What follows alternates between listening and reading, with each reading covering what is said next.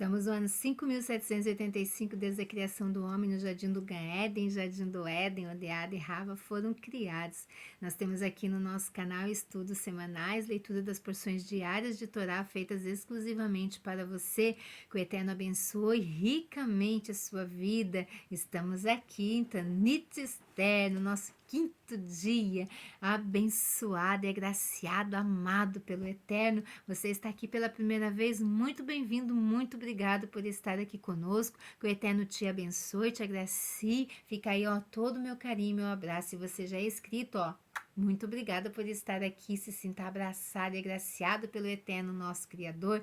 E eu, Nara Chaves, no Torá e Prosa. Nós estamos aqui na 21ª Paraxá do ano 5.785, Paraxá Kitsá, e quando fizeres, o nosso tema central dessa paraxá, né? Nós já estamos quase nos aproximando aí da festa de Purim e também, né, do nosso dia sagrado. Estamos aí, contagem regressiva, né? A semana passa muito rápido, muito bom demais, né? Quando a gente está sendo dirigido, guiado e guardado pelas mãos do Eterno, nosso tema é: quando fizeres a contagem dos filhos de Israel, conforme a sua soma, cada um deles dará ao Eterno o resgate da sua alma, quando os contares, para que não haja entre eles praga alguma quando os contares. E hoje, na nossa quinta leitura de porção desta Parashá Kitsá, depois do pecado do bezerro de ouro, Moshe remove a sua tenda para fora do acampamento. Depois do pecado do bezerro, ao ouvir que a presença divina não permaneceria mais no meio do povo para guiá-los, Moshe raciocinou: o discípulo deve seguir o exemplo do seu mestre. O Eterno está aborrecido com o povo Ihudim, retirou-se do meio deles, portanto devo fazer o mesmo. Ao deixar o acampamento, a presença divina o seguiu e pairou sobre a sua tenda. Todo aquele que solicitasse Elohim deveria ir até a tenda de Moshe. Sempre que Moshe saía da sua tenda, o povo se levantava em respeito a ele, exclamando admirados: vejam este grande homem que tem a garantia de que aonde quer que ele vá, a presença divina o seguirá. Sempre que o povo de Israel via a nuvem na presença divina descendo sobre a tenda de Moshe, ajoelhava-se perante ela. Depois que Elohim terminava de passar as instruções para Moshe, este retornava ao acampamento para transmiti-las aos anciões. Pela maneira diferente com a qual todo o povo se prostrava perante a presença divina, o Eterno viu quando almejavam o retorno da sua presença. Por isso disse a Moshe: se tanto o mestre como o aluno demonstraram a sua cólera para com o povo de Israel, como eles sobreviverão? Retorne ao acampamento. Não retornarei, redarguiu Moshe. Se é assim, o seu discípulo Yehoshua irá substituí-lo, disse Elohim. Sabes que a minha decepção com eles foi a tua honra, replicou Moshe. Mesmo assim, ele retornou ao acampamento, porém tentou revogar o decreto divino de que a presença divina não mais guiaria o povo de Israel. Não aceito a tua decisão de que um anjo nos guiará, disse para Elohim.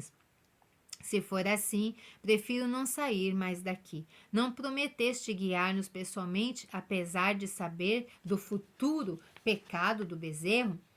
Como então pode dizer agora que mandarás o mensageiro à nossa frente? Se nos trata desta maneira, não mais seremos distintos de todas as outras nações. Eles são guiados por um anjo da guarda. Agora tu pretendes que nós também sejamos guiados por um anjo? Como posso aceitar esta mudança de liderança? O Eterno concordou com o pedido de Moshe, demonstrando que um justo possui a grandeza de anular um decreto divino. O Eterno postergou o seu decreto de mandar um mensageiro à frente do povo de Israel até a época do sucessor de Moshe, o Yehoshua. Vamos ver aqui na nossa leitura: após os 40 dias no céu, Moshe recebe as 2 tábuas de safira. Na manhã seguinte, Moshe informou o povo de que ele retornaria ao céu para rogar a Elohim que os perdoasse. Moshe, em sua grande sabedoria, primeiramente eliminou o bezerro de ouro e somente depois pediu o seu perdão. Moshe raciocinou que seria inapropriado pedir a Elohim por perdão enquanto o bezerro ainda existisse. Antes vou destruí-lo, pensou, e depois pedirei perdão ao Eterno pelo pecado. Para o povo, ele disse: vocês agiram muito mal. Todos vocês são culpados por não ter protestado contra o bezerro. Deixe-me retornar a Elohim. Quem sabe alcançarei o perdão pelo vosso pecado. Por que o povo Erhudim cometeu o pecado do bezerro de ouro? Desculpa-me. A grandeza da geração do deserto não pode ser subestimada. O Eterno a escolheu dentre todas as outras para receber a sua Torá, sabendo que eles eram justos, eram fortes em espírito e controlados em sua má inclinação. Se é assim, por que é que eles tropeçaram no pecado do bezerro de ouro? Por que Elohim não os protegeu do pecado como ele usualmente procede com os justos? O Eterno permitiu que o pecado do bezerro acontecesse para servir como sinal de esperança e encorajamento para os judeus do futuro. O incidente do bezerro de ouro provaria que não importa o quão distante uma comunidade se desvie do caminho da Torá, nunca estará longe demais para fazer techuvá. Se depois de um pecado tão grave como este, o povo Irandi foi aceito novamente por Elohim, em segundo lugar, o Eterno fez um milagre com a água. Todo o povo Irhudim que havia servido o bezerro de ouro deliberadamente, mas que não podia ser castigado pelo tribunal, pois não havia sido avisado nem tinha testemunhas que o tivesse visto pecar. Sentiu que o estômago se inflava como um balão. Continuou crescendo e crescendo, até explodir e ele morrer.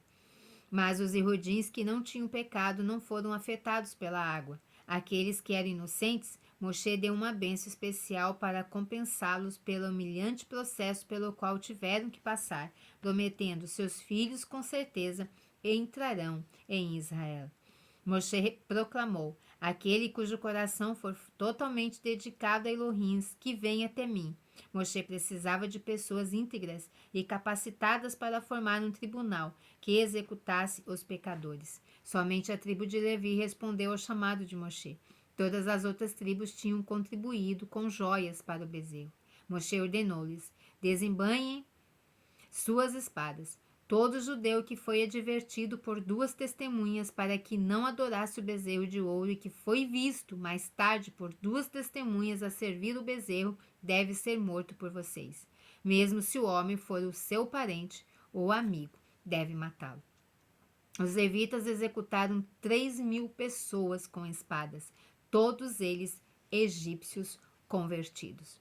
O resto do povo de Israel podia facilmente ter impedido que os levitas matassem esses judeus, mas nenhum só deles protestou, pois os enrudins eram verdadeiros justos que obedeciam a Moshe. Sabiam que estes mereciam ser punidos desta forma pelo pecado e aceitaram sem discussão. Nenhuma comunidade poderá afirmar que caiu baixo demais para retornar a Elohim.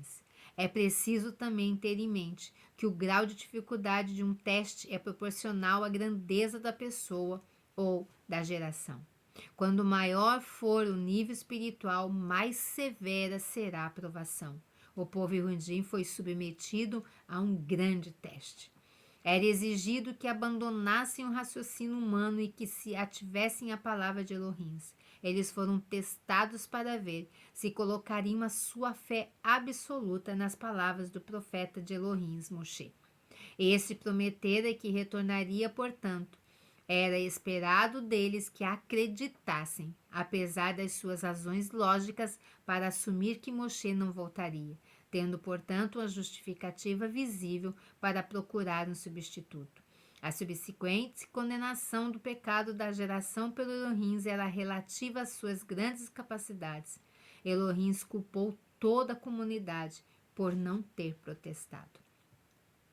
Na verdade, somente os convertidos egípcios, 3.000 pessoas ou 5 90% da população serviu ativamente ao bezerro de ouro. Então, é uma triste e grave lição, né, para nossas vidas, que nós não venhamos ser acometidos por negligência, por pecado, que nós não sejamos omissos aos erros, que isso fique como uma grande lição para a nossa vida. Quando a gente avistar um pecado, que a gente se afaste dele, não importa quem esteja ali.